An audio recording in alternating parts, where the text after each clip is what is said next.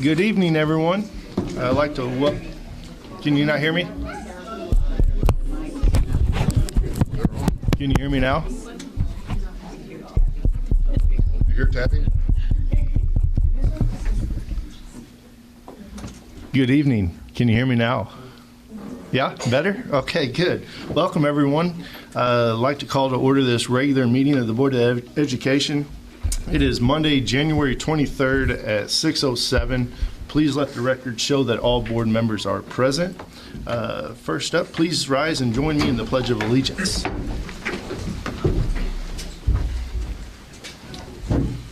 I pledge allegiance to the flag of the United States of America and to the republic for which it stands, one nation, under God, indivisible, with liberty and justice for all.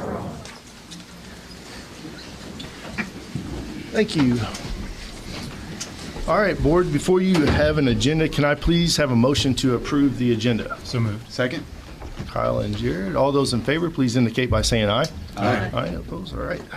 Agenda is approved. First on the agenda, we have recognitions. Dr. Glass. I think we have some young ladies back there that deserve some recognition. It's my honor to welcome the Cape Central High cheer team tonight. These ladies placed second in the state in the MCCA state cheer competition. That's the 4A large school division. Adeline Cook was named All-State in both tumbling and jumps, while Caden Berry was named Academic All-State. Please join me in congratulating their incredible group of athletes on their accomplishments. Ladies, come on up.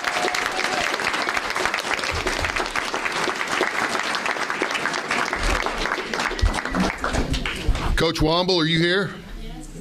I hear her, but I don't see her. Coach, if you want to say a few words, you're more than welcome to. No pressure. No pressure, right? You go get a picture? That's like a pleasure.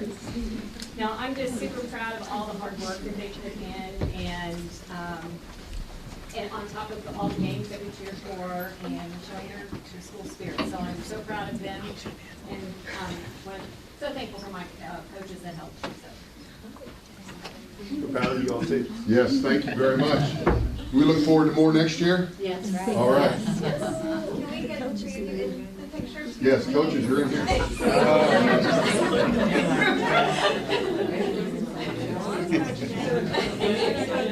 Just the one where they hold the coaches in the front? Oh,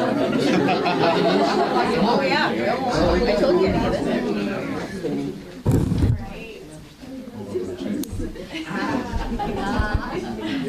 Sneak in there. I don't blame you. All right, guys. Everybody can look this way for me. And I'm going to get one more picture and I'll move out of the way for the other parents.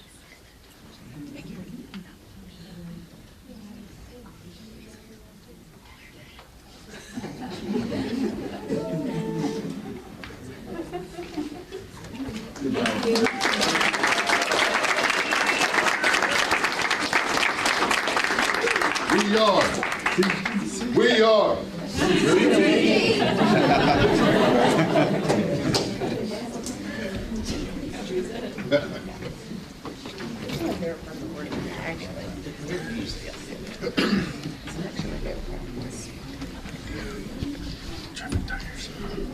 Traffic Tigers, I got it last time. I know. All right, next up, we have our Terrific Tigers. We are pleased to recognize our January Terrific Tigers. These are students from each of our buildings that have been selected to receive the award based on their service to others, leadership, and their scholarship. We'd also like to recognize the parents in all the room for all they do. So as we call each student forward, we would like to ask the parents to stand to be recognized as well. And of course, you're welcome to take as many pictures as you'd like. Almashard Elementary, Callie Rowe, kindergarten daughter of Talea Pullen. Callie Rowe is the definition of a terrific tiger.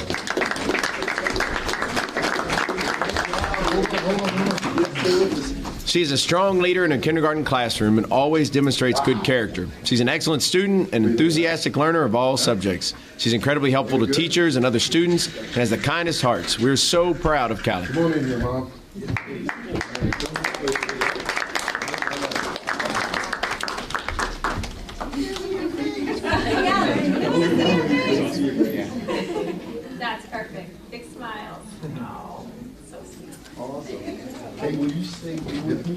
Right over here. We're going to take a group shot in a little bit. Okay. Blanchard Elementary, Vera Heilman, kindergarten daughter of Catherine and Matthew Heilman.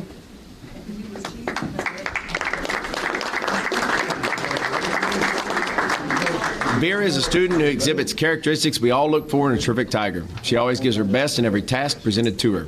Her words and actions encourage everyone around her to be the best we can be every day. Congratulations, Vera, and keep up the great work.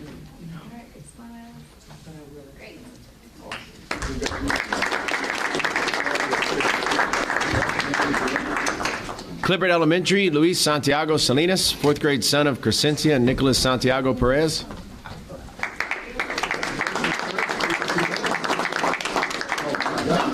Luis is a hardworking student. He's always greeting whoever he encounters with a smile on his face. Luis does an excellent job making sure he's safe, respectful, and responsible. He's a great example of a Clifford terrific tiger.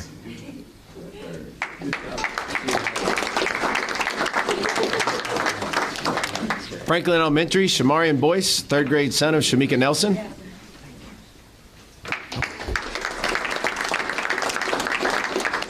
Shamarian is a student who tries to do his best, engages in classroom discussions regularly, and succeeds. He's a very good citizen and makes good choices with his peers.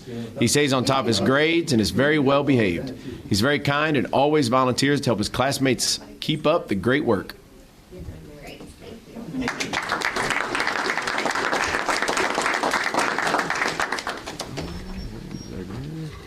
Jefferson Elementary, Keaton Carver, first grade son of Hillary and Austin Carver.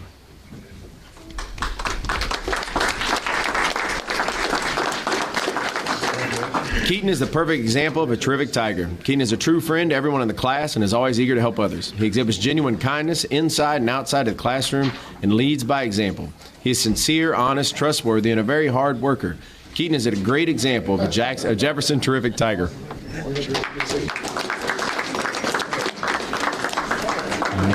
Central Middle School, Hayden Haas, fifth grade son of Cynthia Ide and David Haas.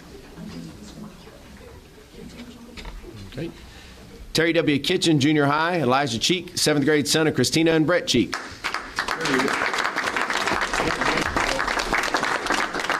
Elijah is an exemplary student, always striving for perfection. He is also respectful and helpful to all his classmates. Elijah exemplifies good character and is an enthusiastic learner.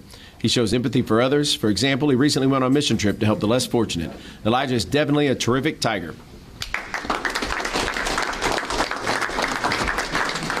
Central High School, Dylan Douche, 12th grade son of Crescent and Larry Dush.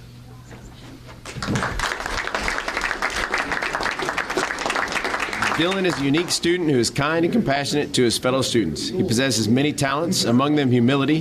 Dylan is talented and musical and a very hard worker. He's a great example of a terrific tiger. Congratulations, Dylan.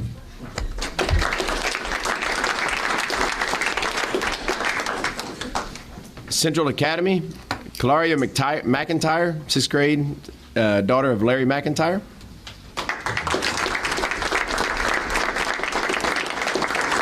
Claria has been a true joy to have at Central Academy. Her upbeat personality and smile are contagious to all students around her.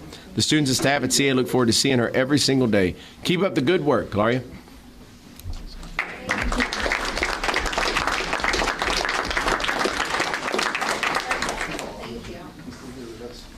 Right. From December, we had Blanchard Elementary, Fallon Bowman. Fallon here? Yeah. First grade, daughter of Bethany Payne and Travis Bowman. Fallon is a very hard worker. She shows up with a smile on her face and is ready to learn. Fallon is an excellent role model for her classmates. She leads the class by example and has such a special, positive presence in the classroom. Congratulations, Fallon. We're so proud of you.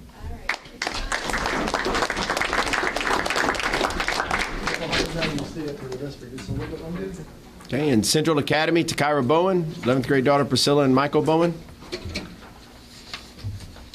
Okay, that's all of them. Yep. Awesome. Good job, guys. Let's get a picture of everybody now, okay? Maybe the shoulder.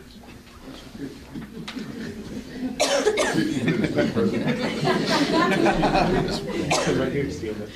Steve right there. You guys can grab a bit. You three stand back. Go ahead. You guys throw it in here. Cool. Step right up. Hey, Show off those pretty medals too. big smiles looking at me, please. All right, I'm gonna get one more.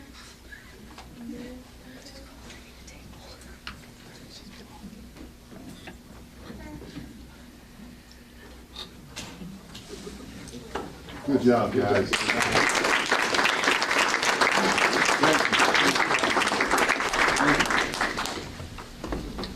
Good job.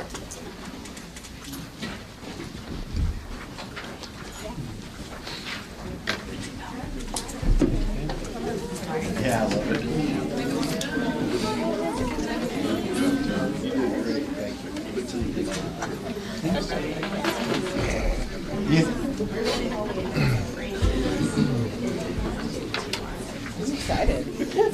Don't be too excited.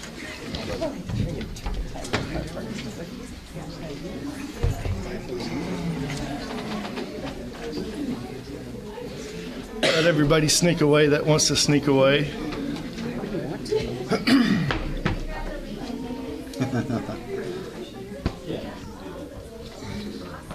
All right, next we have information, proposals, or comments from the audience. I wasn't aware of anybody. Beth, was there anybody that made a formal request? Nope, okay. Next up, we have informational reports, the board president's report. I kind of felt compelled to do a report. I haven't done a report in a while. Something wrong? Did you make one, ma'am? Excuse me, can I, did you make it? Do you have anything, are you, my question is, do you offer or ask for anything that's not on the agenda? Do you? In advance. Do the board members No. do No. that? It needs to be placed on the agenda, then approved. So if you have a request that you'd like to address the board, there's a formal way that you could do that. Well, I've tried to do that. Okay. And the office, they screen what goes on here, what comes before you. And if the board says, or superintendent office says that it's not sufficient or important enough to come before you, then we don't get on here. Who did And you I speak know to? this- Because know I this didn't speak to because- anybody. Excuse me, I know this because I had an issue back in August at the beginning of the school year. And if, they said that if the, and I'm saying they, because I don't want to call a name. They said that if the superintendent or whoever I spoke with decided that the issue had been resolved, then I couldn't come before you. But I did request, I have went through there, and if they tell me that I can't come before you, then I need you to tell me how do I get an audience before you when we elect you all. Sure. No, I can appreciate that. And the screening would not be a screening not to allow someone to speak to the board or address the board. I think in most cases that would be to go through the chain of command to make sure that the appropriate people are made aware that there's a problem before it would have to come to the board. But I'm not standing before you with a problem tonight. Okay. I'm standing before you because I want to speak to Black History Month that's coming up in February. Sure. That my organization and some community people would like to put flyers into the book bags of the students Okay. for your approval. Sure. That And is it. sure. And I am more than happy to help you. Yeah, we're going through Miss Talent. Yeah, that would go through Miss Talent, I believe. Right behind you. Just connect with me. We'll get it taken care of. Okay, we'll do it. I will do that. And if that's all I have to do, that was easy. Yes. A lot of times it is. That was very easy. Good. But for the record, there are things that I would like to come before the board and speak on regarding community issues regarding our children, Black history, and the things that we would like to do at the gym that these children are a part of. Okay. So, with And we that, appreciate that. go also through here. Well, that, That's one avenue, absolutely. Yes, ma'am. And if she says that it's kaput and it's not important, then is it just throughout? then, so you're the last. In other words, you have the final say is what I'm asking. She'll probably help you, she'll probably help you understand the process. You're the boss. Yes, ma'am. You have the ultimate final say, but let's talk, absolutely, and we'll see kind of where we are with things. She knows the guy who does. Okay. Thank you. Thank you. All right. So, back to the president's report. Sorry it caught me off guard a little bit. Felt a little compelled to do a report this month. I usually don't. In regards to some observations I've made over the weekend. In regards to pricing, 2 adult and 2 student passes to the high school basketball game cost $10. A bag of Skittles, a red Gatorade, and a bottle of water cost $7. A night out with my family, getting to see an awesome comeback victory by our Cape Central basketball team in Jackson was priceless. And with that, I'll let That's you. it. That's it. Perfect. How can I follow that? But you'll try. But had a great meeting with representatives from the Boot Heel, Southeast Missouri region. We had a roundtable discussion between area superintendents, and we had, I think, 11 representatives and 2 senators at that meeting on Friday. Got to talk about public education and kind of the hot topics, hot buttons for the upcoming legislative session. And we got a chance as superintendents kind of respond to some of that. All went very well attended. We got a chance to air out a few things. They were talking about things like personal property tax and you know, what if we did away with personal property tax? How would you feel about that? Well, what do you got? What kind of bucket is there, revenue stream to replace that personal property tax? And what that would do for the state is basically eliminate $1.6 billion of tax revenue coming in. So the question is, where does that loss, where is it going to be made up at? And they didn't have an answer for that. There are some mechanisms. I think increasing real estate taxes is one of those, and maybe some sales taxes is another. But that would really hurt public education as far as trying to keep up with teacher salaries, the cost of inflation, cost of living. So I would adamantly be opposed to any kind of reduction or loss of personal property tax unless we've got a good plan going forward on how to replace that. Mm-hmm. And so that was one of the topics. Another topic was open enrollment. Again, I'm not in favor of open enrollment. I think that that just is asking for segregation in various ways, socioeconomic, racial. It leads to a lot of different problems. There's a lot of unknowns with open enrollment, and I don't think it'd be a good thing for this state. And so that's going to be heavily debated, and we're probably going to have to take a stand as a board on how we feel about that. But that's going to come up and be discussed, and there's already a resolution on my desk to see if we would support a resolution against open enrollment. So that's one thing. So we had several other items of discussion, but those were the 2 hottest topics that we had. Of course, Blanchard's being recognized as one of the only 4 elementary schools in the state to make the prime growth score for the top 20 list in English language arts subgroup, math, and math subgroup. The subgroup category is a classification from the Department of Elementary and Secondary Education that includes historically underserved students populations. The Prime Center was established in 2019 as an independent research center at St. Louis University to try to provide better evidence on educational issues. So kudos to Blanchard. They're doing things right. We've known that. They got a great school over there along with all the other elementaries, but they are being recognized by Prime. Of course, I'd like to encourage everyone to attend the Cape Girardeau Penguin Party. Is Amy McDonald here? She's not here tonight. It's on February 11th. I'm sure, Kyle, you may want to say something at the end of the meeting, remind everybody. Missy, Dr. Fegley, sorry, don't want to steal your thunder. But it's a great fundraiser, great time. Come on out if you can. That's all I got. Cool. Thank you. All right, next up we have program evaluations. Parents as teachers. Ms. Keys, do you have a report? Ms. Keys had to leave, Okay. so it's there online if Okay. everybody wants to read it. Awesome. That's fine. And then technology, Mr. Hall. Do you have any questions? Oh, nice. Or do you have a report or does anybody have any questions for Mr. Hall? I can't say enough about the technology department. Obviously, we would never survive without their help.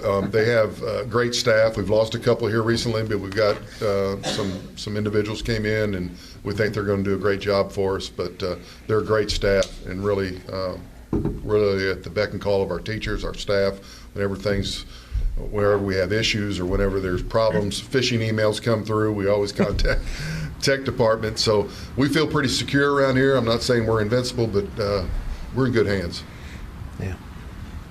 We just survived an attack on our firewall over the weekend, so we're good. Everything's good though. So, We survived it. That's Yeah. good. Awesome. Any other questions? Cool. Thank you. thank you. Next, we have the academic services report. That would be me. Hang on a second. Dr. Binion. Dr. Binion. So I just really wanted to give you just a little bit of an overview of our Missouri District Report Card, partly because they have not released anything for our APR because this is our baseline year for our APR, but you can get some of that data from this Missouri District Report Card on some of the measurements for our MSIP 6. So if you'll just bear with me just a little bit, I'm going to give you just a little bit of data. And then Jamie, if he can scroll through some of that as we go along. Just realize that we are an accredited district, and we will be working through that process for the MSIP 6 standards as we're doing our CSIP plan. And we've talked about that from last week as well. So we're really excited about that. Some of the data that is in this specific report will be part of that CSIP plan, that we can pull that data from that. But some of it's not really user-friendly data. So I'm just going to kind of go through just some highlights of the district report card, and then I will go over some of the data information. We did grow last year. From last year to this year, we grew about 54 students according to the data, so which is great. We're continuing to grow as a district. Student-wise, so I'm just going to flip through here on some of the notes that I had. One of the four-year graduation rate did drop. We did drop about 2%, 2.3%. Part of that was from our COVID waiver. You know, we got up over 91.4, and so it did drop this year.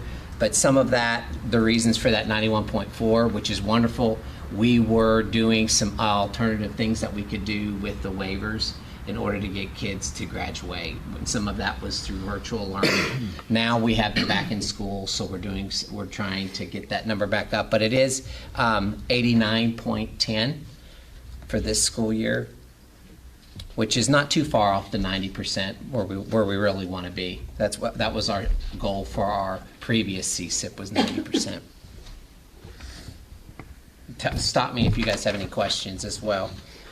On page 10, you can see where our kids, I thought this was some good data. It says where our graduates go. And so this was interesting. You could see what Missouri's, where their graduates go as an overall state, and then where do our kids go? 39.8% of our students go on to a four-year college or university, which you can see Missouri's average is 34%. Also, you can see how low, which we've been working on this, Dr. Glass and I've been working on this for, 2 years now? 3 years now, is our two-year college.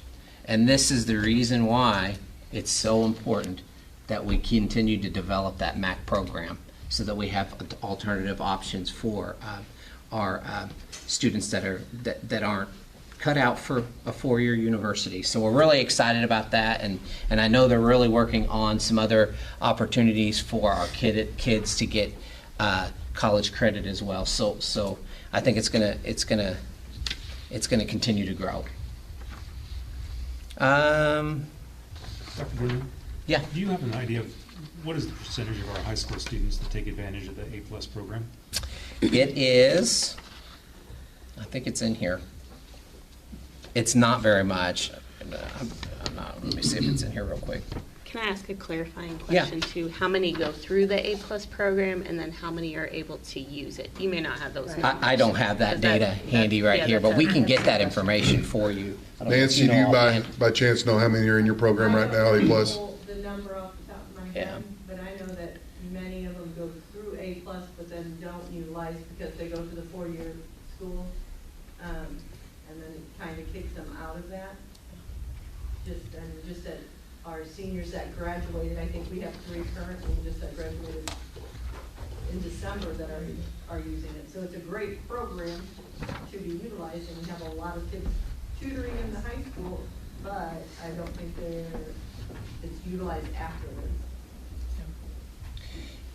Thank you. And we can get you those actual numbers. We can try to get those actual numbers for you all, because it's important. Right. And it really, it will probably give us a bigger view of how it's being utilized. Just on page 15, one of the things that I found interesting, I was looking at this report a little bit this afternoon, is the sources of revenue. We are heavily reliant on local revenue. And I know Dr. Glass has been talking about how they're going to pay for, if they take out that $1.6 billion. We're 54% reliant on our local revenue. So they're going to have to come up with a plan. I mean, that's pretty much. And then you can see states 23% and then federal's 22%. The next section is our overall data. That first section is the Missouri map results, which we like to compare our Missouri map to our local map and EOC data. But this isn't really a good picture of what's going on. It's hard to read. It's hard to really identify some of this. So Jamie has created some better visuals for that on Tableau. And that's what we use with our students, or not with our students, but with our principals, and then also with their teachers. I've already met with Clifford last week to start talking about how we can use this map data to really identify low areas. So Jamie, if you'll put the year over the year. One of the big things, now that we are getting back on track and actually having a consistent assessment program, we have really no data for 2020 because of COVID, so there's really not a lot of consistent data. I know this is very difficult to see, but what this does is, as you can see, the green, orange, it's okay, Jane, green, orange, red, etc. So a green is that we're making pretty good progress in that specific standard. So for instance, what he's looking at there, I can't see it from here, sorry. But so what he has here is actually ELA is up here, and we can actually drill down to, and we can do this in closed session at some point too if we want to when we start looking at the data for our CSIP. But we can drill down to specific strands. So let's say a student or our district is struggling in a certain area, a certain skill, or a certain content. We now can look over time how that is happening. So for instance, if you look at math, it's pretty low. We're really struggling in math. And so you know that thank you all for allowing us to adopt a new math curriculum. For about 3 years, or for 4 years, we have been kind of skating by on an older program. And so now we have an updated program with new research and then also new alignment.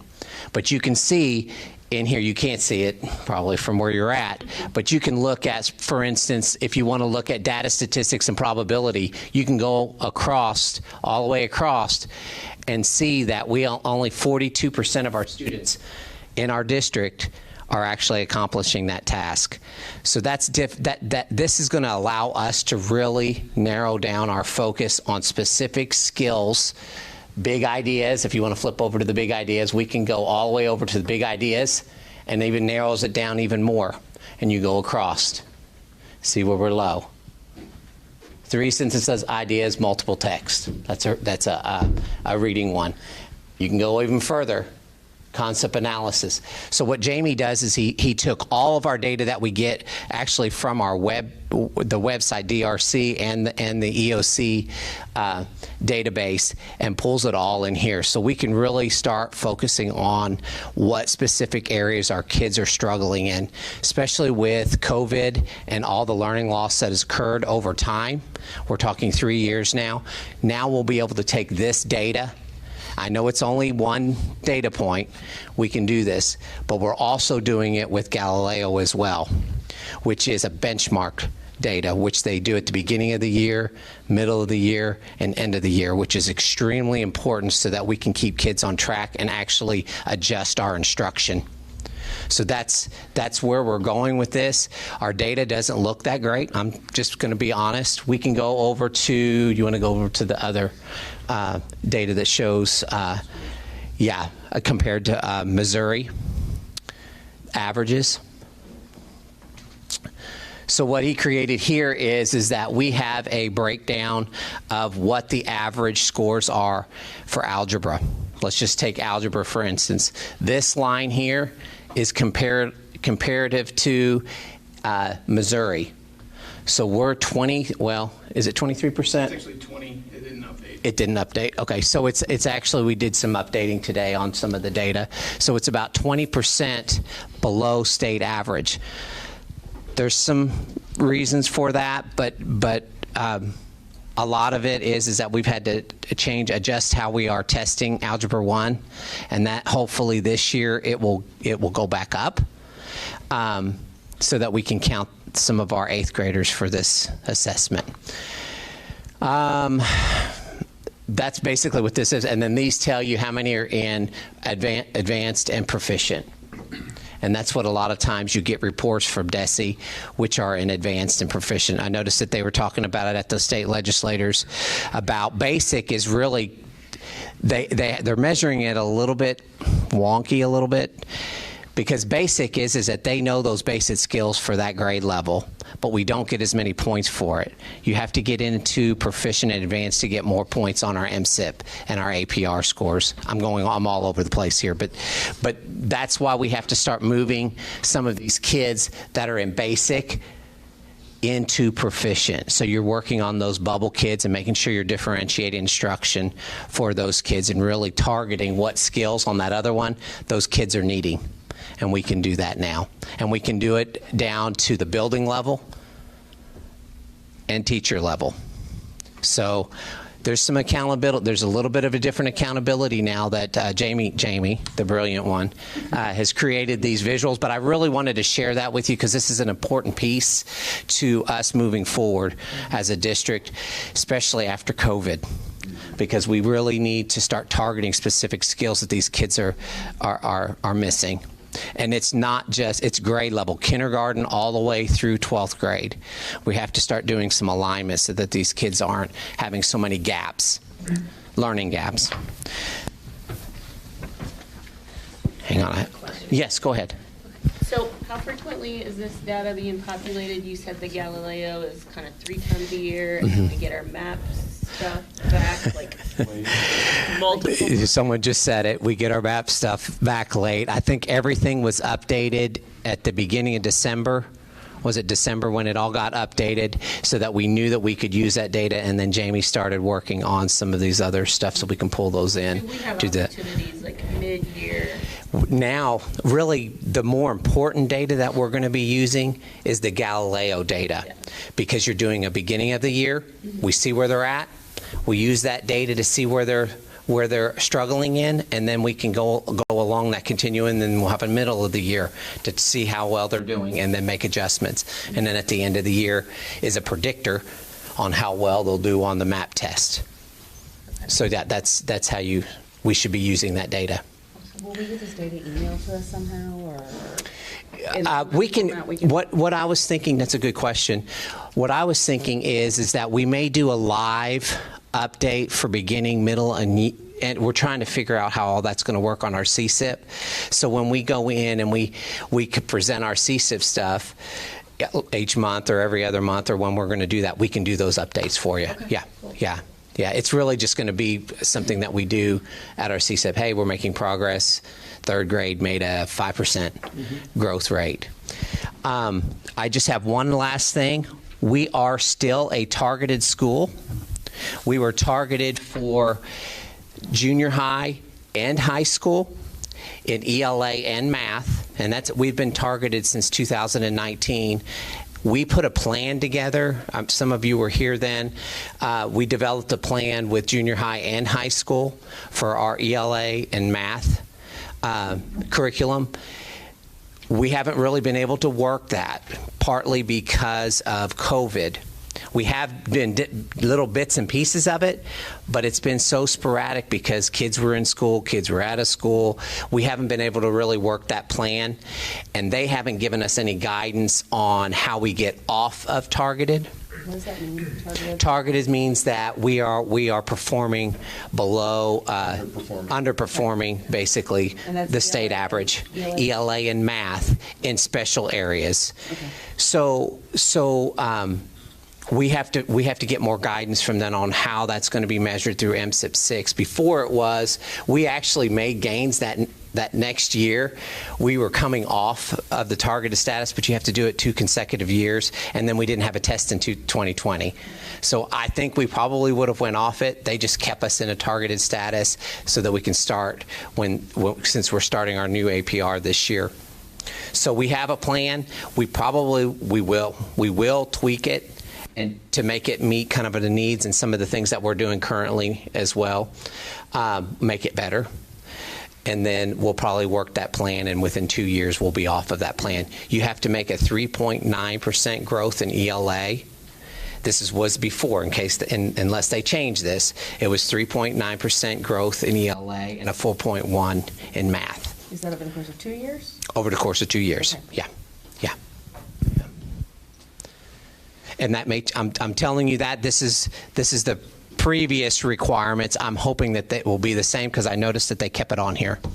So I'm hoping that they keep it the same. We'll just need to go in and adjust our plan. It's like a SIP plan for that. So you said we're still on targeted. Is this counting as our second year, or because we had a gap? I have a feeling they're gonna make us start over because this is our first baseline year. Okay. And you said that was the junior high and high school? Yes, okay. In ELMAT, but some of them were subgroups, which was special ed and I think African American. We had a couple subgroups. I think one was special ed in junior high. I'd have to go back and look, and then one for African American. I think it was high school. Okay. Were struggling. So they take your subgroups. If you have a large enough subgroup, they also look at that data because we want to make sure we're moving them up on that continuum as well. Sure. Yeah.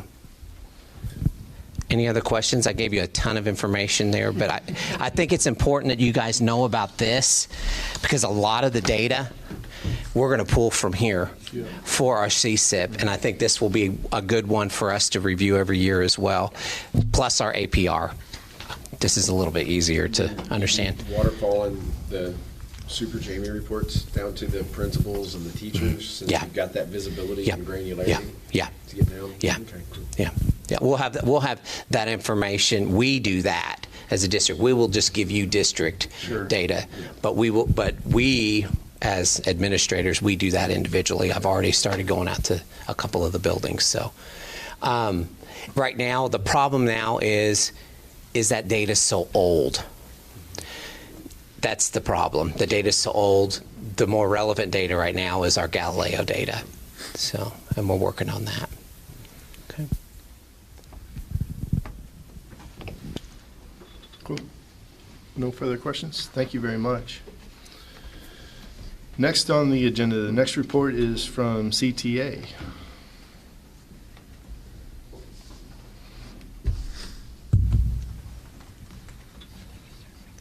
Is it on? Oh, yeah. Okay. Hi, good to see everybody. I have our shout outs for January from Elmer Schroeder, Amber Price, our librarian. Shout out for all that she does with Schroeder's social media and keeping our families informed. She has also recreated what the library and media class looks like. Her library is highly engaging and so interactive. She created a staff book pick bookmarks to highlight books in the library that teachers recommend. At Blanchard, Ms. Sherry Meyer is our school administrative assistant, and Ms. Holly Hall is our school nurse. They both do an amazing job of keeping things running smoothly in the front office and helping staff with lots of little details that add up to big help. We appreciate their hard work. At Central Academy, Ms. Burley has been a great resource in helping staff members with technology, such as Apple TVs. As a new teacher with us this year, she has fit right in, made amazing connections with new students and students she has had in the past, and has been a light in many of their lives throughout this school year. At Clippard, our reading and math intervention coaches, Jill Erhan, Amy Mays, and Amber Wellen, shout out for helping the classroom teachers navigate care team forms, interventions, and data. As you can see, we've also been working hard on all of that.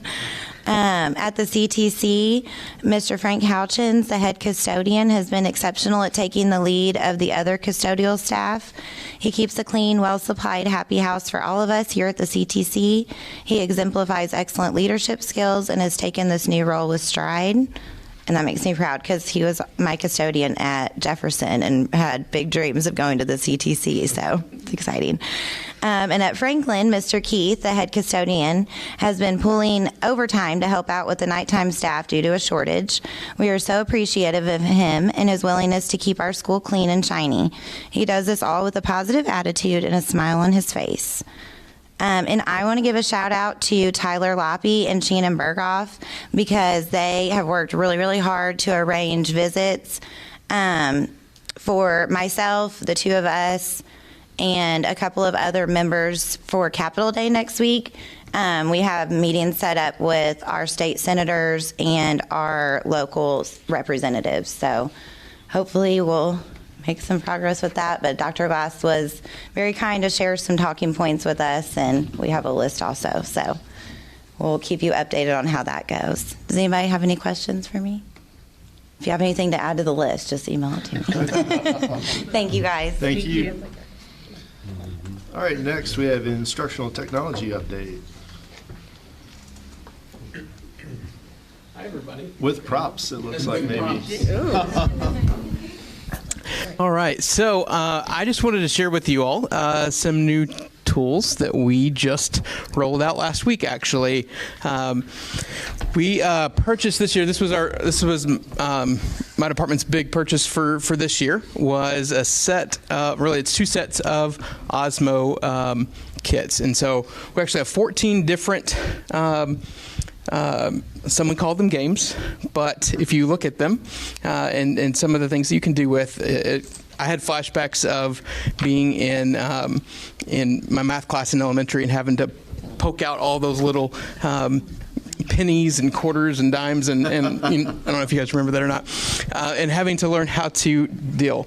And so what I wanted to do is show you one of the tools that we've got. And sorry, too many mice running around. And so what I've done is, for the crowd, I've got one of them set up. Paul, if you will. It's pre-K through fourth grade. Yes. Doing this, right? Yes, and in front of you guys, you see a pizza. And if you would, on there, if you would click the X, and don't worry, we're on junior mode. If you would. Oh, you don't have a pizza. You got the special one. You get the code. I ran out of pizza, and so. But you can hang out with this guy here. It should give you some directions, and it is paused. No. It just sat there for too long. No way. This is cool.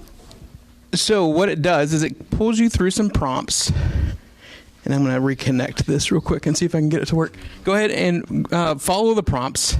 What it's trying to tell you to do right off the bat is it wants you to make a cheese pizza. It's telling you to wash your house, please. I'm going to turn this off and turn it back on. That's right. And so... Look at me. No, it went. It did it. He's off on vacation. Happy pizza baby.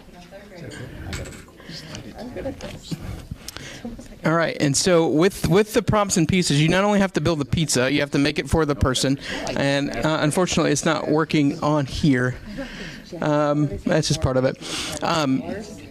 And you also have to sell the pizza to the customer.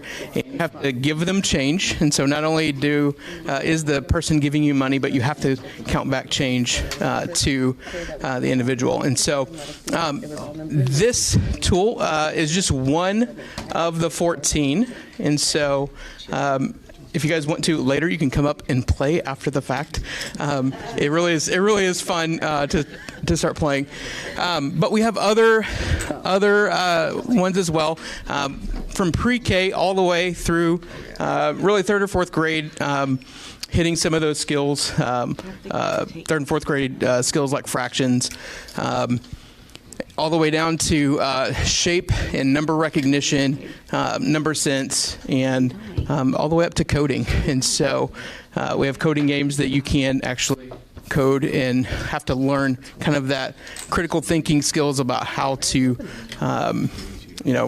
even something simple as move the character through the game. And so you have to do some of that. And so some of the other ones include hand-eye coordination. And so students can practice drawing letters and numbers and doing math. And so it can actually recognize some of using handwriting, some of those skills as well.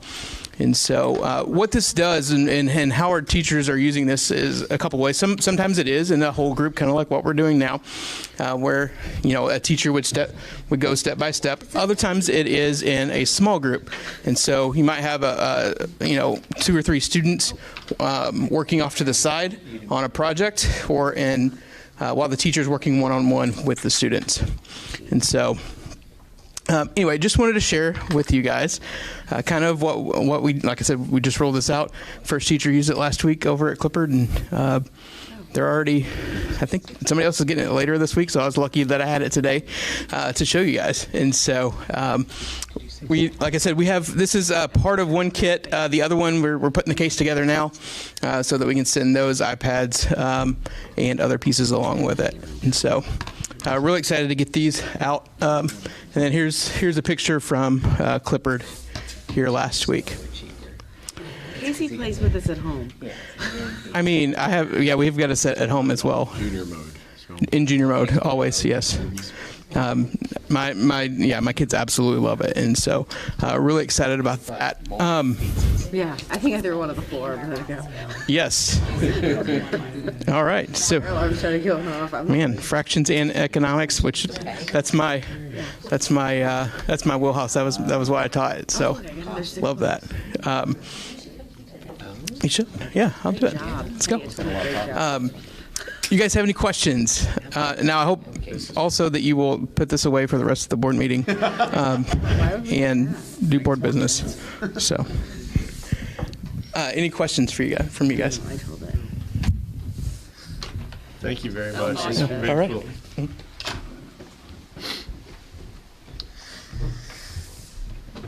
All right, next we have our Treasury Finance Report. Let's do that. Yeah, that's okay. I can use mine. I feel bad because mine's not as exciting. No props to play with? Yes. We discovered that 4 was actually in that. I do know how the pieces work here, Casey. This because I report picked those is up. for December. I'm just going to focus on the general fund. The beginning fund balance December 1st was $6.3 million.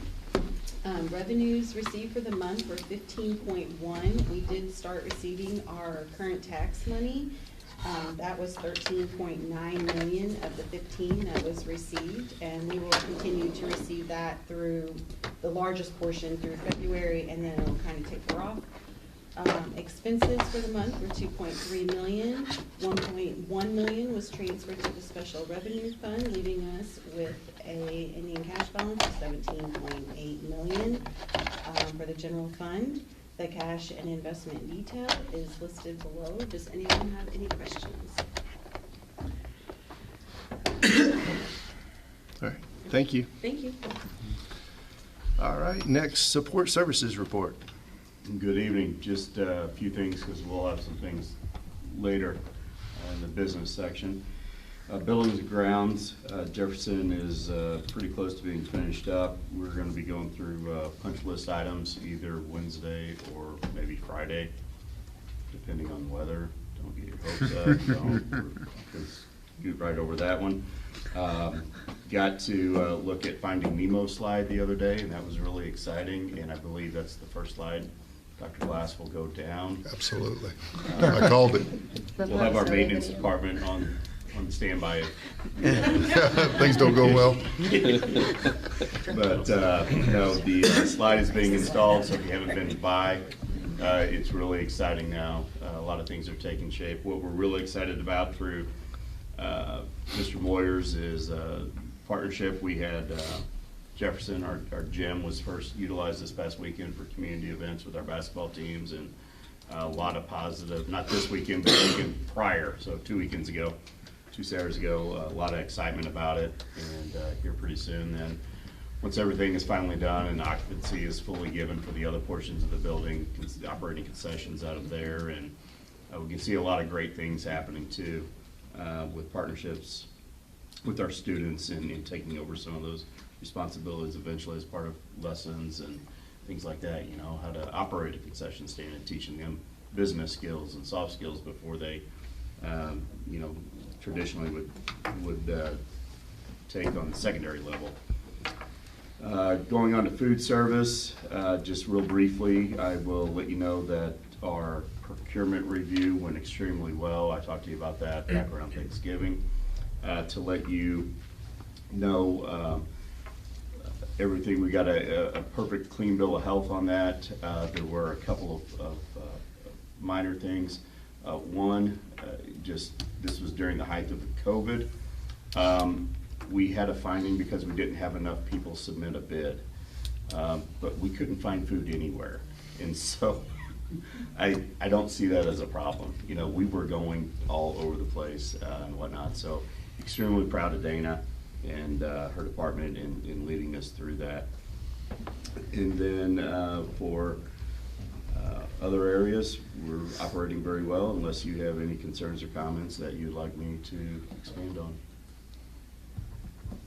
Any questions? Is there a way to arrange a walkthrough of Jefferson now that it's just about complete? Absolutely, and that discussion was taking place with Dr. Glass this morning on bringing you through there. There's been there's some things that we still have to be careful with going through because it is, some portions are still an active construction site, but we can absolutely set that up, and I'll let Dr. Glass lead that. Great. Anything else? Thank you. Next up, we have our district-wide athletic report. Good evening. We've got a few high school and junior high athletics reports to give you. Our Christmas tournament champion high school boys basketball team is currently undefeated. Homecoming game is Friday versus Poplar Bluff. I believe Miss Scheller's going to get a pie in the face at the assembly on Friday. I'm not sure about that. Sorry. We will be honoring our current Hall of Fame members at halftime of the varsity game. We play Simeon out of Chicago on Saturday at Vashon High School. Simeon is currently ranked 5th in the nation, so that should be exciting. Boys and girls wrestling recently competed in the Seymour Regional Wrestling Conference this past weekend at Terry W. Kitchen Junior High. The season is winding down with districts to be held on the 2nd and 3rd weekends of February. Girls basketball picked up a win against Saxony in front of our middle school girls teams last week that were there to be recognized. Girls swimming and diving continued their stellar season this past weekend in Columbia, including one champion in that prestigious meet. That's a really big. It's a big meet. It's a very prestigious meet. Several school records have fallen in the past 2 weeks. Our divers have districts the second week of February, and state for both swimming and diving is the third week of February.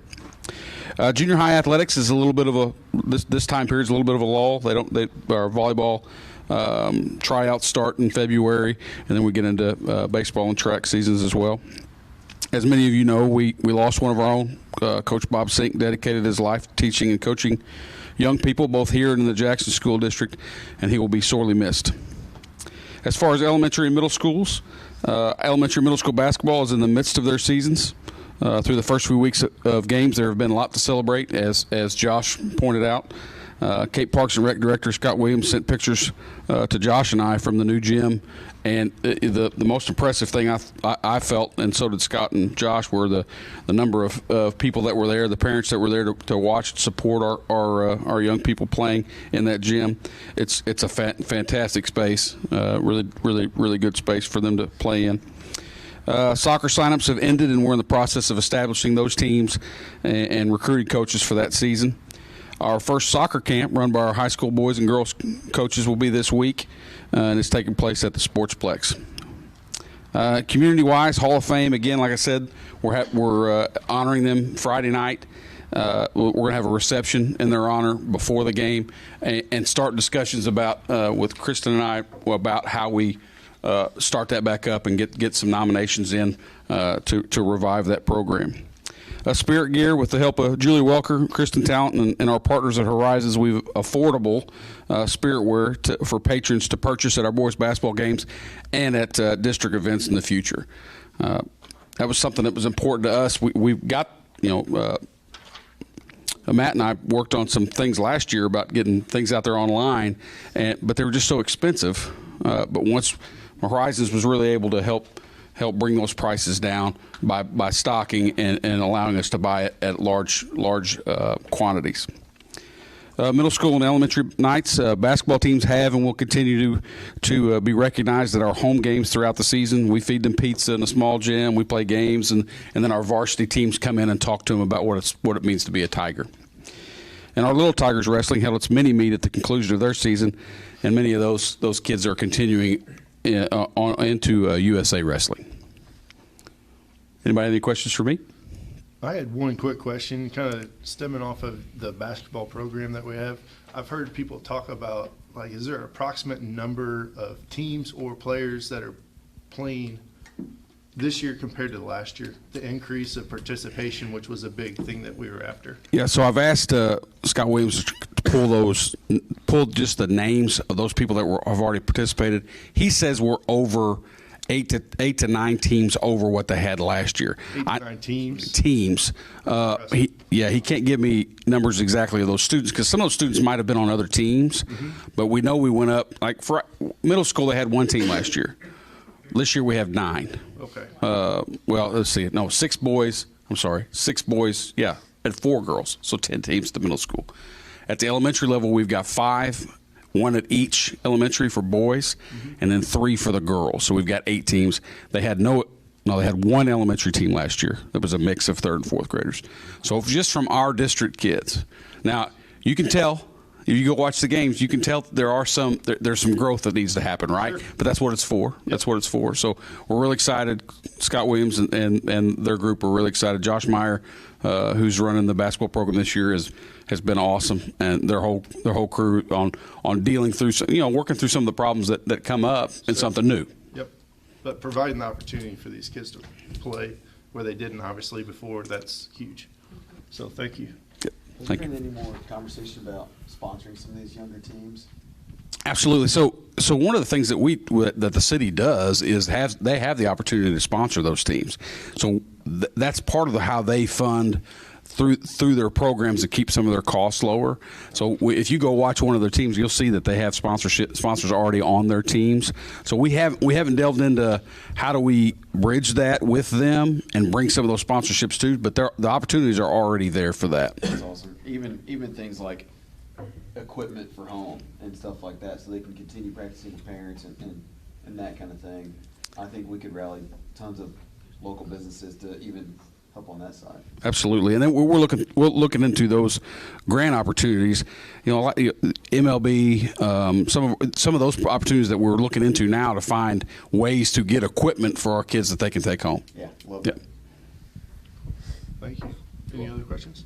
I just want to say kudos to Tyson and the city. I mean, it's fun to go watch these games where I remember one of the assistant principals a couple Fridays nights ago was at the Sportsplex, and she said, literally half of the middle school is here right now playing in games, and all the parents and the support. I mean, just awesome to watch. And so I know this kind of thing is hard to do from the ground up, but kudos. And again, I think the benefits of this aren't going to be having better basketball teams or baseball teams.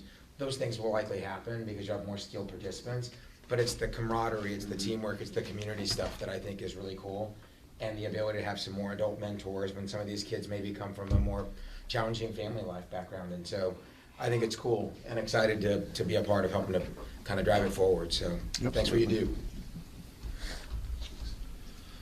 All right, good report. So next we have board reports, first being the MSBA delegates report. No major updates right now. I mean, I think the education committee's been set, and so we'll just keep watching your legislative voice and the MSB emails to stay in touch. There'll be lots of exciting activities going on in the legislature this year. So. Yep. All right. Next, we have the legislative report. Speaking of exciting things happening in the legislative side. Trying to set you up there. So that was good, Casey. Good. You're like my wingman here. So last week was the first meeting of some of the big Senate and House committees on education and workforce development. And so there's two bills right now before the Senate. Both of them have some kind of duplicative stuff around education. Both have parts around parents' bills of rights and an internet-based accountability portal that's going to let parents essentially search for things like curriculum, training opportunities from a continuing education standpoint. And the idea is to create some transparency within the education system on what's being taught in the classrooms and the districts around the state. Source materials, professional development stuff, and that seems very, very positive. I think, I know MSBA and the folks kind of involved, and I'd say on behalf of myself, I think, having parents involved in education is critically important to kids being successful. We know that partnerships between schools and parents and communities is key to high achievement, and so I think I'm all for that, and I think MSBA is all for that as well. I think there's more data that's going to come out in transparency, and we'll make better choices as school boards and as administration. That's fantastic as well. I think some of the challenge in some of these things when you try to legislate it is going to come down into kind of the language that you use on certain issues, and the vagueness of it makes it really hard to force compliance around some of what's going to come through the legislature. And I think that's going to be the challenge, is getting language that actually people can actually sink their teeth into and say, what does this mean? How does this actually work? When you say you're out of compliance with this, what does that actually mean? And so I think some of this stuff's going to get reworked over time to figure out how do you land the plane in a way that accomplishes what the bill sponsors wanted to accomplish without somehow leaving such a big gap that you don't really know what it is you're trying to achieve. One of the other things that's in one of the bills as well is around critical race theory not being taught in Missouri schools between K through 12. And not forcing people to teach that type of curriculum. So it'll be interesting to see what happens. And I think some of these things are just in their first phase and see where they go. Very good. Thank you. You bet. All right. Next report we have is the foundation report. Dr. Fickley. So I don't know if you guys have heard, but there's a penguin party happening on February 11th from 6 to midnight. Silent and live auction. I think 2 years ago, the silent auction, it all went online, and that's kind of been really cool. If you're not available to attend the party, you can still bid on items, and there's lots and lots of cool stuff available. We'll have a plated meal. Awkward Timing is going to warm us up. And then the Mike Larry Band will be our evening entertainment. If you know people that want to contribute to action items or buy sponsorships or buy tables, let Amy know. Fill this stuff out. There's some more brochures over there on the corner too. Oh, awesome, awesome. And you can also go online, go to the school's website and on the foundation page, you can sign up that way as well. And then one more thing, in December, the Cape Schools Foundation wrote a grant with Delta Dental and was awarded $5,000 to replace 2 water filling stations in the schools. So that's cool too. Cool. That's all. Awesome, thank you. All right, moving along. Next we have the approval of consent agenda items, which include the minutes from previous meetings on December 12th of 2022 and January 18th of 2023, and the payment of bills. Do I have a motion? So moved. Second. Any discussion or questions about those items? Not all those in favor indicate by saying aye. Aye. Aye. Opposed? All right, the consent agenda items are approved. Next, moving along to business. Get this to open up for me this time. Good. We have the second reading and adoption of the board policies as recommended by the MSBA and the Policy Review Committee, which include policies BDDF for voting method, BDDL release of information, DB annual budget, DBB fiscal year. Don't do this to me again. Did this to me on the first reading. I apologize. There's a hard copy if you want. Oh, perfect. You just read that one. You're on to the next one. Perfect. DJF for purchasing, is that what it was? All right. DJF-AP1 for purchasing. DJFA Federal Programs and Projects. DJFA-AP1 Federal. The APs you won't have to read because there are procedures that go along with that policy. So anything that Perfect. says AP. I was going to say this isn't what I rehearsed earlier, so. I got you. You got me? Perfect. So next, the GPLB references, IF curriculum development, IGAD career and technical education, IGCE non-traditional instruction options, JFGA interviews with or removal of students, JHC student health services and requirements, JHDF, suicide awareness and prevention, JHG, reporting and investigating child abuse and neglect.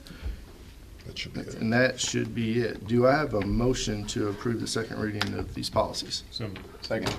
All those, or any discussion on those? Anybody have any questions? All those in favor, please indicate by saying aye. Aye. Aye. Those are approved. Next order of business, we have a motion to consider the approval of the Jefferson Swimming Pool Operations Agreement between the City of Cape Girardeau and the Cape Girardeau Public School District. Do I have a motion? So moved. Second. Any discussion? So the council is going through the first reading of this same proposal tonight. They'll come back to us if they have any concerns. But basically, this is the operation of the Jefferson Pool, and the last operational agreement that we had was really clunky. It was hard to navigate, and Lindsay can attest to this, that, you know, it was just, we would submit ours. There really wasn't a lot of transparency. So we kind of cleaned it up and made it very, very straightforward. Basically, it's a 50-50 split of revenues and expenses, minus a 25% fee or revenue fee that the city takes for basically providing highlighted it, the aquatic supervisor and the coordinator. So I thought that was fair. This is only in place for a year. We can come back and revisit it if we feel like there's something out of line. But this is it's pretty straightforward language.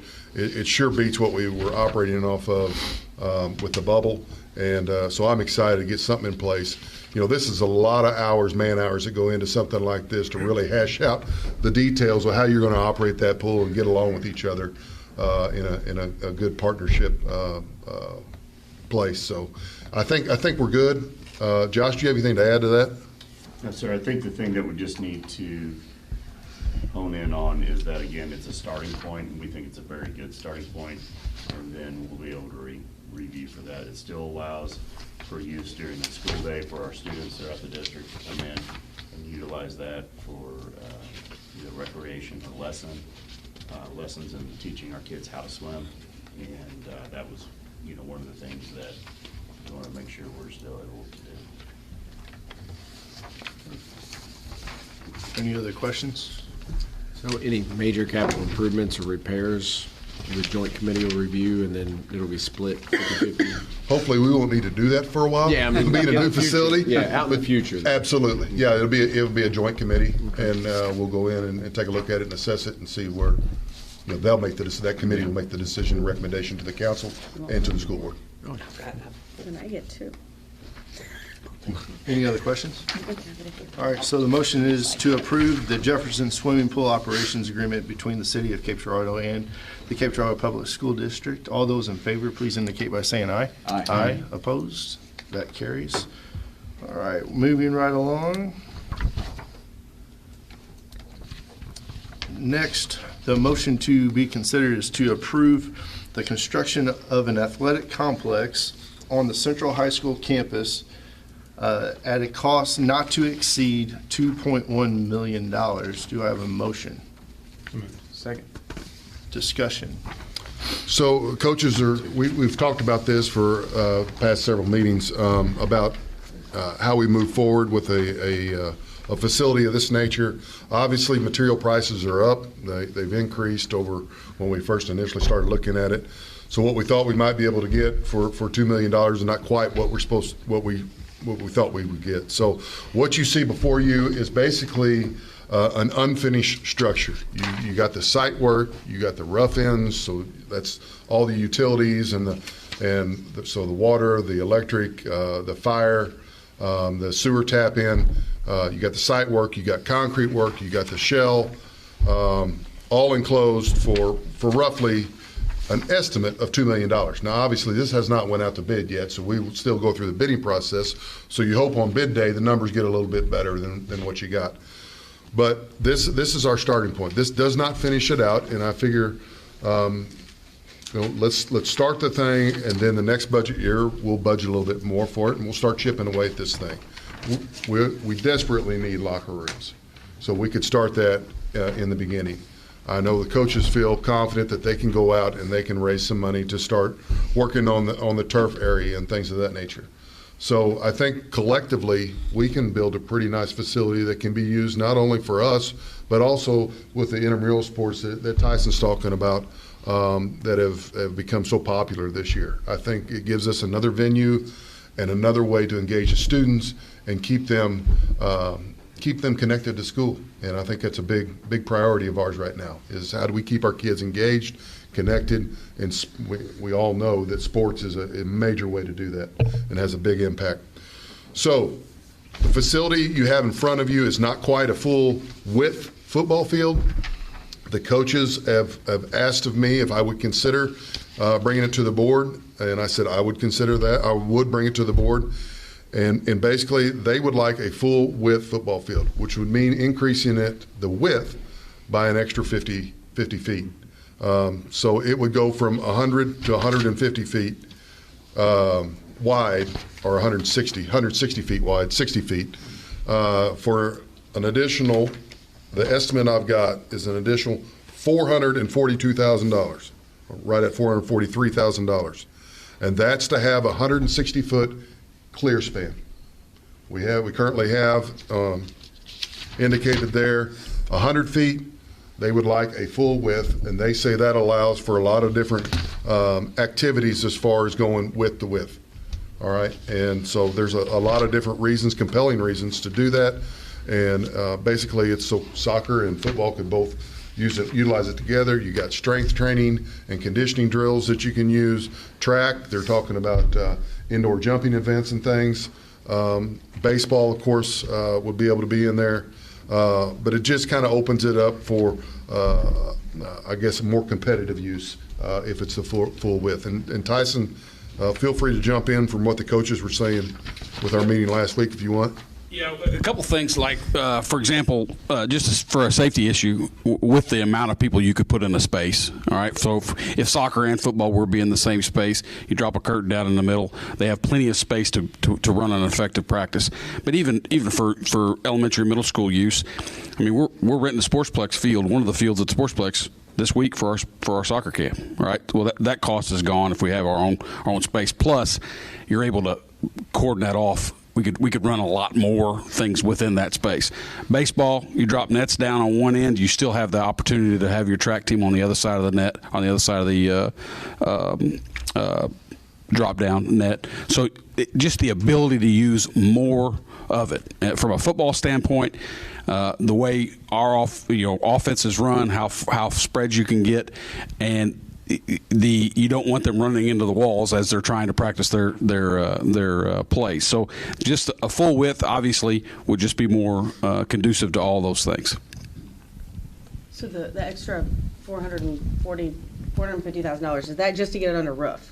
It's just the shell. Okay, Yep. so it's not the additional cost of finishing that out as well? No. But that would be limited. I mean, you're just looking at turf, and the additional 50 feet or 60 feet of turf is not significant. Heating and cooling, and I mean, you're going to have other bills attached Now, to that. I did look up the operating cost, and it is $1 per square foot. No matter how big or how small you make it, it's year. basically $1 per square foot per year. Okay. So right now, I think this one is 30,000 square feet, so that's $30,000 a year. That's a half of a teacher. And like you said, comparing that to renting out the Sportsplex and stuff like that, there may be some savings there. I mean, in my opinion, we've had to nix this originally from the building plans. So now that we're talking about doing it again, I'd say if we're going to do it, let's do it right and make sure we get what we want before we, start doing this again. And 10 years later, regretting that we didn't build the extra and, we're not using it like we should have. Now we want to do something different. We should have done it right the first time. I mean, that's my opinion. If we're going to do it, let's do it right. Are we concerned about the cost, since this is going to be something we're budgeting for in the future, this is not obviously going to finish it like you said. Are we concerned about, you spoke about, we're heavily reliant on local on our local funding, and they're talking about eliminating property tax. Is that something we're concerned about? Well, again, that's why I'm wanting to do it in phases. So you only do it when you can afford it. Right, but what we don't want is a $2 million paperweight, right? Well, absolutely. And so, I mean, we're going to have to do it eventually. If we had to finish it out with our maintenance staff, which would take a lot longer, and CTC, and there's ways to skin this cat. But, if you want to finish it all within 18 months, you're going to have to put some money towards it. If you want to take it out over 5 years, then it'll be a little bit cheaper for you. Well, by the time you pay for maintenance and all of that over 5 years, it probably isn't, but yeah. I guess you could argue that. But you get to use it. Right. At least that's what I meant. You get to use it if you do it in 18 months, but if you do it over 5 years, it's a paperweight for 5 years, I mean, I would concur that, this is, the capital bucket of expenditure to spend, it's what you're supposed to use this money for, and do it at the full width, now's the time to do it. I mean, if we're gonna go forward with this, I guarantee you we'll regret it in a year. It'll be too narrow and we'll be complaining about it.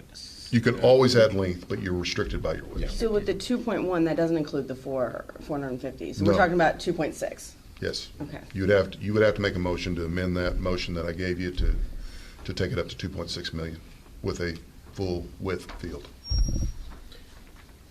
And I think the other part, walking around, this does also allow for opening up the high school to get the locker rooms to where we actually are moving towards to where we have that's the goal. Actual locker rooms for ladies and guys, meeting space, all those things that we do not have right now at the high school. And you'll notice it's all labeled in there, kind of their home.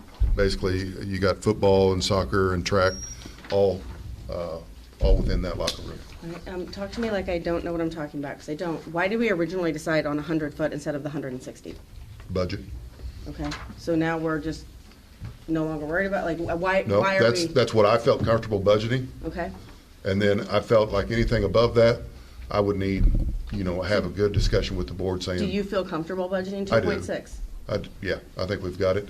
I don't see any reason not to go with it, and Lindsay can speak to the finances just as well as I can, but I think the district's in great shape. So this is going to increase the square footage by 50%, By 38%. 40%? That's my question, I guess, and I wonder, we'll know when we bid it out. So increasing the width by 60 feet to me is like a 38% increase, 37.5% increase in the total square footage we're talking about. It's a 21% increase in the price based on the 441, 443 number you said. Obviously, there's some economies of scale when you build a bigger place. What do you think, Neil, is the cost? And you kind of mentioned, when you finish things out, when you say not finished, the part that's the shell right now is going to be the field parts, the shell. The other part, the office part, locker room stuff is included in the number you're giving. Mm-hmm. So the real finishing cost on here, presumably. Well, I mean, you're going to get one wall.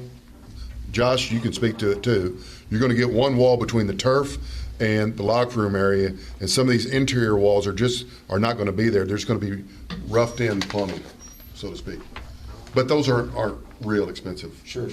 To build. And go ahead, Josh. So the roughed in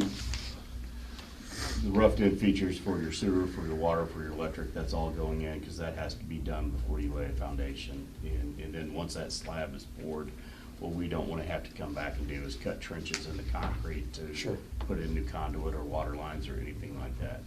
But this is, again, as Dr. Glass has said, this is the shell of the building that you're looking at to be completed. Then when we start looking at doing the interior finishes, as we keep going through our budgets for the upcoming year, starting in July, we'll start looking at finishing these things off in phases as we can capture that. So as you look at that, just kind of rough orders of magnitude, I think I've thrown numbers out or heard numbers that turfing a football field's $1 million-ish. So this will be half of a football field. So what you need to understand with the turf, when the turf's, because we put in 3 fields now here in our district, the majority of the work in putting in the turf is the excavating and the grading and the irrigation and so on and so forth. Right. This field or this space will already have the majority of that done. Sure. So the labor is going into prepping the site.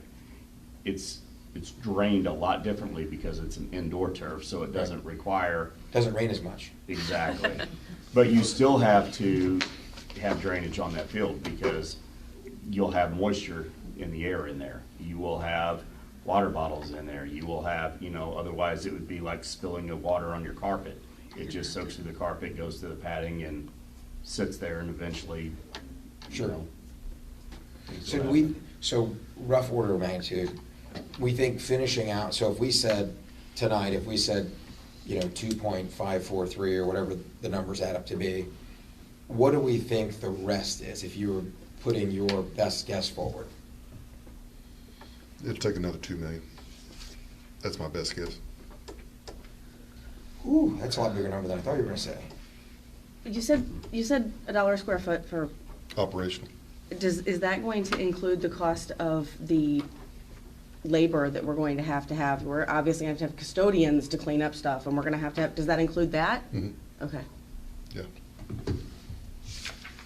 Because you're not going to need a full-time custodian. No, but I mean, it's going to take time. I mean, it's not right. Like, I doubt we're going to be able to get enough volunteers to come in and do it. So. Well, I hope the coaches press their athletes to take care of their house. That's what I hope happens. So that the custodians just have to go in and clean the bathrooms. Yeah. And things, but the rest of it should be organized. Well, I see how those kids take care of my house, so I don't. I understand. I understand. Can some of the finish work be completed by either CTC or maintenance? Sure. I mean, there's like I said, there's different ways to skin this cat. The fastest way to get it done, obviously, is to bid it out as quick as we can. But if we want to, save money, then we have our staff and CTC, and we may even hire one maintenance guy to go in there and start just working on this, for X number of dollars a year. And that's something that can be figured out after this vote, Mm-hmm. because this is just essentially the getting going. I mean, I kind of feel like this is like if I tell my husband I want to redo my kitchen, let's tear it all out. And I mean, like, right, obviously you have to then do something with it. Yep. So if he says, well, we don't have the money right now to put in the new cabinets, I say, well, that's okay, let's just tear them out. I'm a little concerned about it. I think the district's in a good spot, and, you know, for us to not get our coaches and staff what they need, and especially for how much this is going to do for us in the future, is a mistake. Especially to kind of use the momentum of what we have going on at a district level now with Tyson and our elementary schools, and knowing that they'll use this as well. To me, it's worth it. So, you know, we can keep talking about it, but I'll go and make the motion to approve the construction of the athletic complex on the Central High School campus at the cost not to exceed, and edited that to $2.6 million. Okay.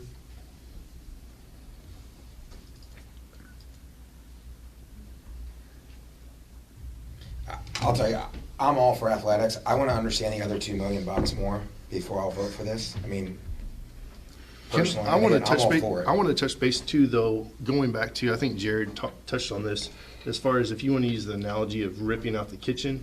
When the high school was built 20-something years ago, the kitchen was ripped out. Yeah. And the cabinets never got put in. Right. Because we don't have the locker rooms that were in that initial plan at that time. So now that we are in a position financially to where do we so. can fulfill what we initially had planned when the high school was built, that's why we're having this discussion. So now the cabinets are getting put in because we have the means to do so. I mean, it's probably not a good analogy because it's probably more I like, get I'm where going to you're add coming on, from. let me, I get you know. what you're coming from, but the kitchen's already been ripped out. Right. Yeah, and we've already added the additional wing. We've already done softball. I mean, let's not make the same mistake twice and let this slide too. I mean, Ms. Scheller, sorry to call you cold, but having this space, what kind of impact do you feel that would have at the high school? Sorry, about adding the locker rooms and the space. I mean, is there? I think, Jeff West, my boss, and he brought up football as initial, and then brought in the other athletics. I think it's gonna be more than football, more soccer, more track.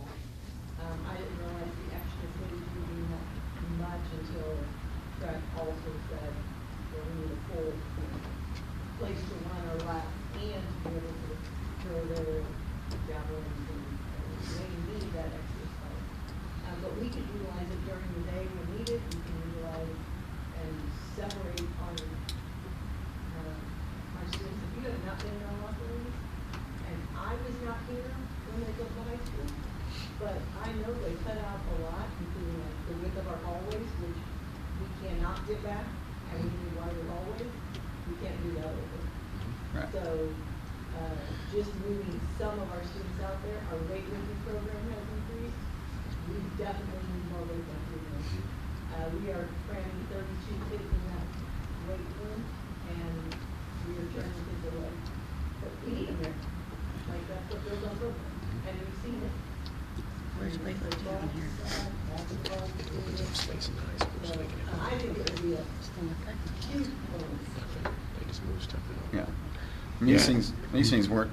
The current locker room situation wasn't the best when I was there in 2010 when I graduated. And you know, we just had our alumni event for our football team that turned around a 2-7 program, and we had tons of alumni coming out, and we had to have that at the Sportsplex. You know, imagine having. I played football when we went to Hauksville. Imagine having everything at home court where we could do those types of events at this location.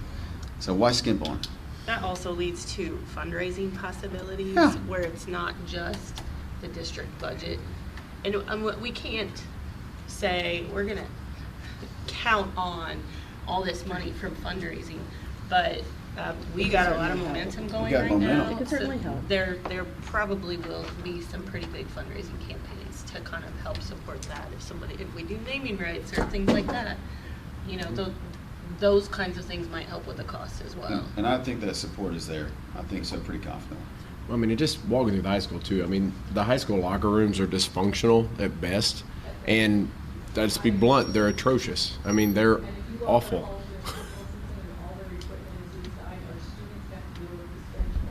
Yep. Yeah, it's. Oh, it is. Well. And if you go to other high schools, and definitely high schools our size, they have their own locker Yeah. The coaches have their own space. Our coaches have no space. Yeah. Like, they're all in one room. Well, and for the ladies' programs, if they have a male coach, they don't have any place to meet. I mean, functionally speaking, it's huge. And I mean, yes, 2.6 million is a lot of money, but that's $50 a square foot. I mean, go build anything. I mean, that's honestly. But it's 4.6. No, but we're just talking about the shell. Yeah, but and we don't we have have the to price for the finish rest. it. Yeah, but $50 to build a shell per square foot, that's Even if you double ridiculously. that, it's still $100 a square foot, and that's dirt You cheap. still don't do that It's anymore. tremendously cheap for the functional that it could bring. And again, just beyond, hey, we built a football field, the functionality of the entire school. I mean, I'm actually round it out and make it a place that we can do things in. And band will practice use it fields, when, yeah. when it's raining outside or the weather's bad. I'll speak to the storage too, as Ms. Schiller was talking about. Not only does it help our football, track, and soccer programs, but getting those programs out of our high school building opens up storage and office space for all of our programs. Because really our coach's office situation, Josh coached there, he can speak to it. You know, it's not like any other place. So I totally agree with that, and I agree with the locker room part. I guess my fear is I feel like we kind of delude ourselves when we say things like, we're gonna get a bunch of private fundraising, or it's cheaper to do this than to rent the sportsplex. I guarantee it's cheaper than heck to rent the sportsplex compared to build a $4.5 million facility. You could rent it all the time. And again, it's gonna be way more convenient. And hell, I'm the president of the Booster Club, so I'm super supportive of our sports stuff. But I look at this and think, my fear is that as we're doing some of this stuff, we should go into this with our eyes wide open. And if we're saying $50 a square foot is dirt cheap, and we're saying $100 per square foot is dirt cheap, then my question is, can we build it? Can we build it for that? Because we said a pool was really good, was really cost effective before I sat here, and it wasn't. I mean, in terms of what we originally said. And I guess my fear is, when we look at this, there's a lot of momentum. I think it's awesome, and I think we've got momentum with the intramural stuff. But I think we've got to build this into a more cohesive kind of plan that lays it all out there and says, hey, we're about to go we're about to get pregnant with $4.6 million, not 2.4 or 2.6, because ultimately we're not going to build a shell and not do anything with it. Like, we're not going to have a concrete floor and have a bunch of people running around playing football on it. At least I don't think we would. It doesn't sound very good, but I mean, I just worry when we say things like private fundraising. Like, I don't know how much private fundraising we've done. How much have we done private fundraising? There's been donations already given dedicated to. I had people calling me before the end of the year, individuals in Cape, asking me how they could contribute solely to this project for their write-offs before the end of the year. So there's been dollars given to it. I mean, are we talking 10,000, 50,000, a pop, 2 million? Yeah, not millions, but there's people that are dedicating tens of thousands of dollars, saying that they're wanting to put money towards it. So I think getting the project rolling, I think we would see more of that. I don't know. I can't estimate how much that would be. And I'm not saying that we should rely on that either. Right. Well, it also shows their desire for this to happen too. Yeah, I mean, and to Paul's point, I don't know that the school district is known, or any government agency is known for getting great deals on having structures built. So that is a little concerning.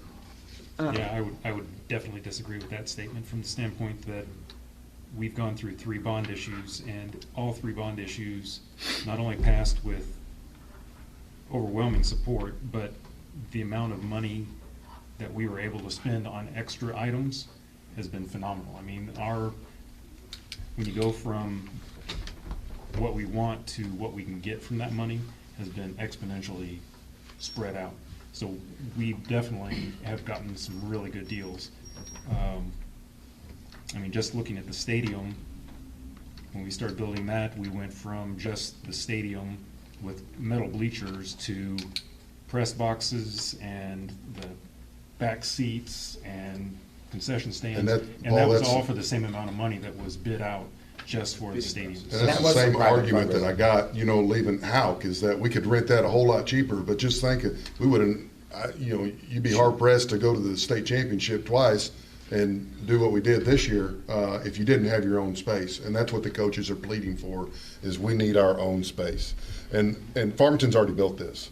And there's other districts around that are building these same things. This is also a recruitment tool for your district. And if you know, and if open enrollment, God forbid, if it passes, you're going to have this type of blame, or you're not going to get those students. Those students are going to go elsewhere. So if I can make a case, we got the money to do it, we better move forward with it. If we're not, then it's off the table and we're done, and we can just keep moving on. And I think the perspective too is that this isn't just money in a checkbook that we could spend on anything. This is Right. capital funds For that's this purpose. only meant for buildings. That's it. One-time So funds. Yeah, so it's one-time funds. We can't take it and go buy a bunch of teachers or any of the other stuff like that. That's not what it's allocated for. So it's meant for building. And you build it and it takes a year, finish it, and then it takes another year to raise the right funds to finish it. Great, we're halfway there. I mean, that's forward momentum, not just sitting there. I mean, some of that money could be used, for instance, for the new alternative school that we're, the new Central Academy. We could use that money for that. We could use it other places that were.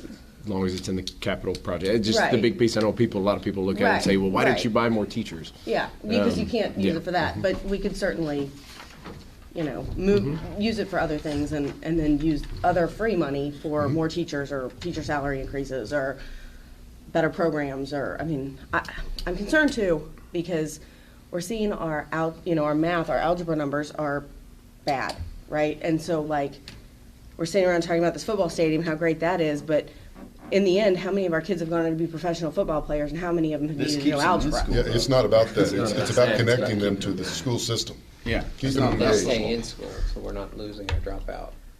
Right. I'm just going to hit on that.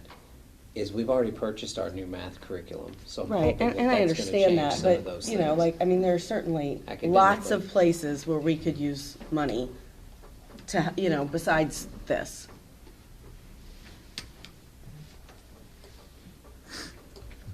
There's a motion out there. So the amended motion is to approve the construction of the athletic complex on the Central High School campus at a cost not to exceed, now it's $2.6 million is the motion. Well, Right. I had, did somebody second? that? No, I'm No, looking for one. that's why I just reread Oh, the okay. motion that's on the floor. Okay. I'll second. I'll say again, I think we're gonna regret this. Kyle did. I think we're gonna regret this. I think in my opinion, I would love to see us get more information on this, come back next month, and make a choice that has all the cards laid out as much as we can. Because to me, again, Kyle, your point on bond issues, I think we'd have a lot of trouble passing a bond issue in Cape Girardeau right now, based on the distaste some of the last one left in people's mouths as far as the way the pool thing worked out. And I was here and voted at the very end of that to go proceed as we had planned. But a lot of people feel like that didn't work in the way it was sold to them as a taxpayer. And I think in that sense, we've got some credibility issues in terms of how public dollars get spent. And I don't mean that as a shot to anybody here, because things change and don't always work out the way you plan them on day one, a year later, 2 years later. I get that. And we had a whole bunch of consultants that gave us numbers and said, this is good, you can do it, until they came back and said it's 2x or 3x or whatever it was more expensive to do that than they said originally. And I just want to avoid that here, because I think the idea of building a $2.6 million shell that maybe ends up not being what we want, that we've approved the money for it and we go forward and we kind of get incrementally more pregnant each time to get where we want to end up, I think that's not a great way to do this, in my opinion. And so, again, I'm just one person, but.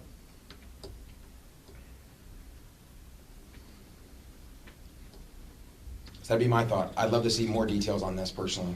I but agree. And what are those details that you're wanting to see to make it palatable for you? Well, I mean, again, I think the $2 million number is a big number, way bigger than I thought you were going to say. Okay. And so if we could kind of get more details on how do we come up with that, and have there been other places that have bid something out like this recently that have been able to do it for a similar number? And maybe we've got somebody who's saying they think they could build the shell for 2.6. I mean, I don't know.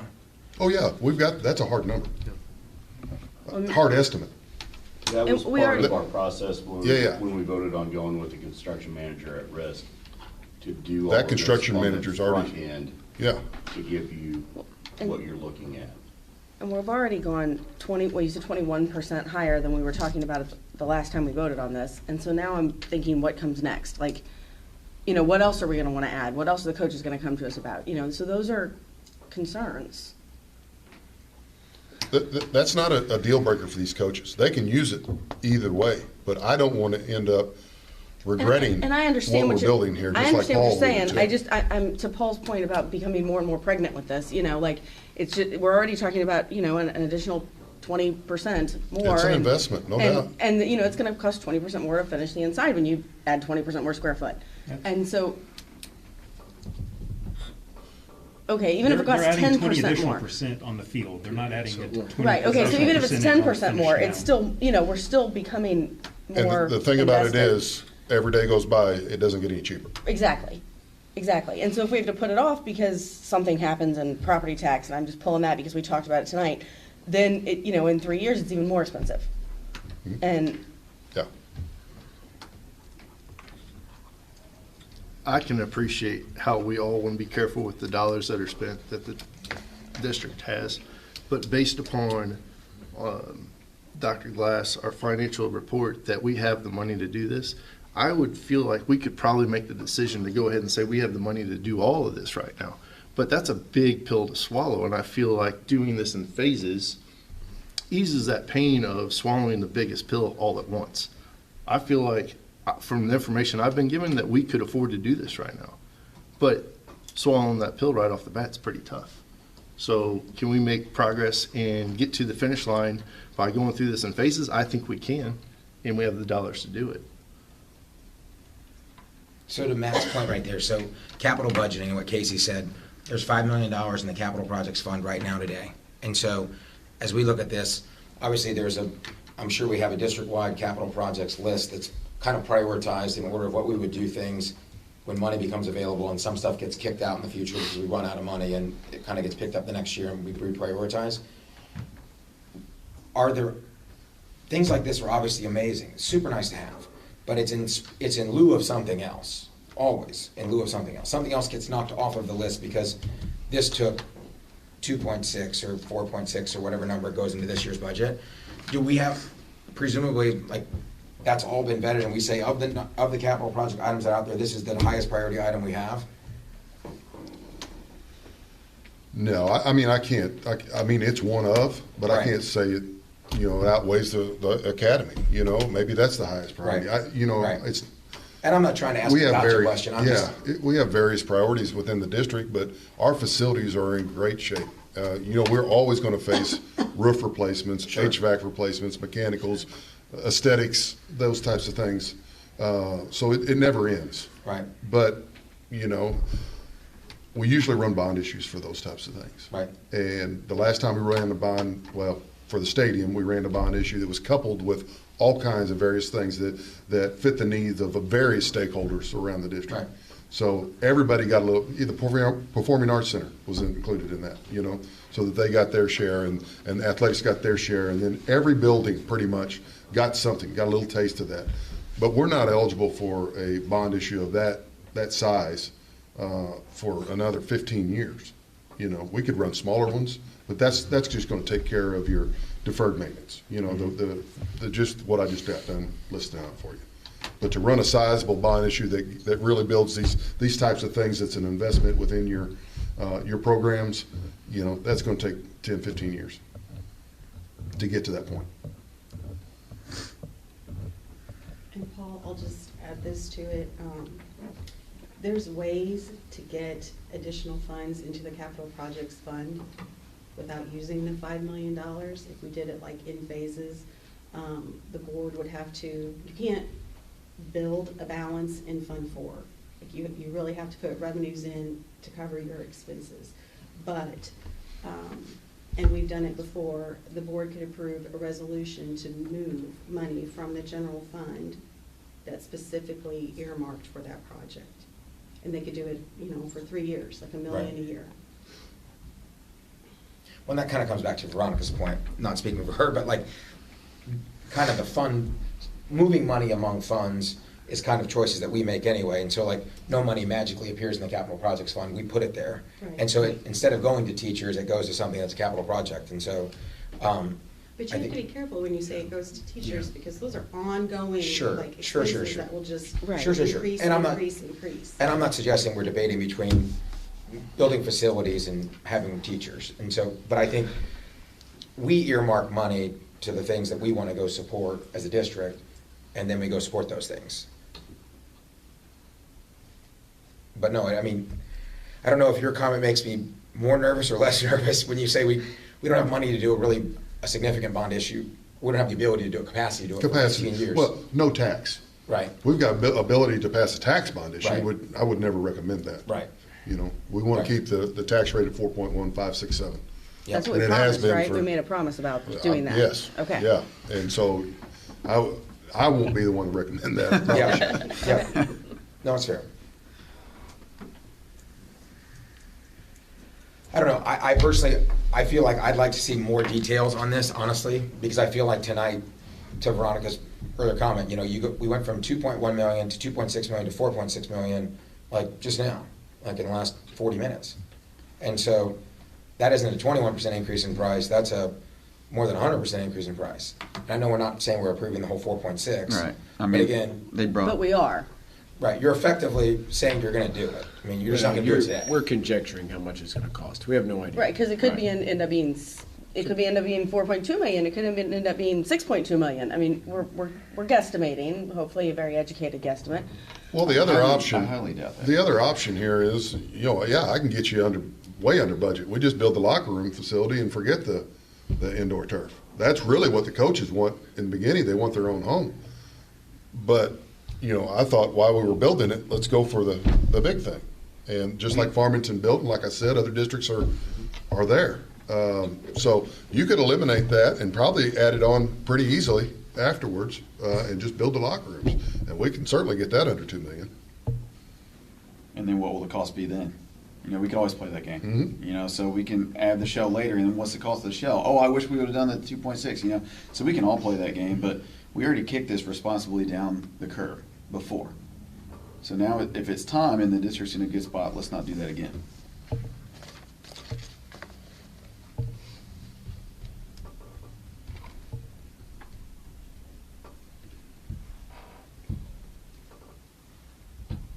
So we need a vote. Any other comments? All right, so all those in favor of the motion to approve the construction of the athletic complex on Central High School campus at a cost not to exceed $2.6 million, all those in favor indicate by saying aye. Aye. Do we need a roll call vote? Most likely. Most likely, if we have I'll nays. call for a roll call vote. All right, Yes. Hang on, you gotta make a motion if you. so the motion is to make a roll call vote she wants the motion to, You don't have to have a motion for a roll call vote. I can call for one. You don't have to have a motion for it. Okay. we'll do a roll call vote. Yes. Yes. No. No. Yes. Yes. Let the record reflect that there were 5 ayes. 5 2 noes. and 2 noes.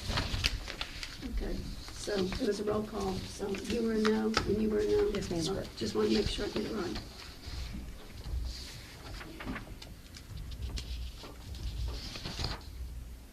All right.